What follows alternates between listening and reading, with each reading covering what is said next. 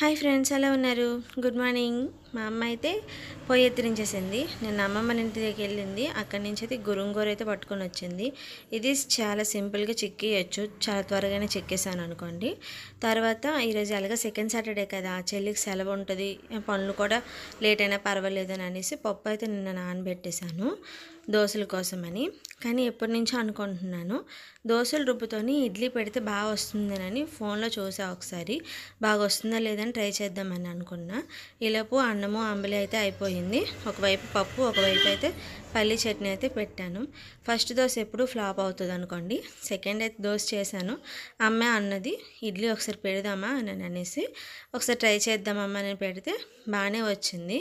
ఒకవైపు పప్పు కూడా ఉడికిపోయిందని గురుంగూర అందులో వేసేసుకొని బాగా ఉడకబెట్టేసుకుంది. అందులో టమాటో కూడా వేసేసుకొని బాగా ఉడికిపోయిన తర్వాత ర్యాంగొట్టుకోవాలి. ఇడ్లీ అయితే కిందది కొంచెం వాటర్ ఎక్కువ అవడం వల్ల ఇది అయిపోయింది, కానీ మిగిలినవన్నీ చాలా సాఫ్ట్గా వచ్చాయి.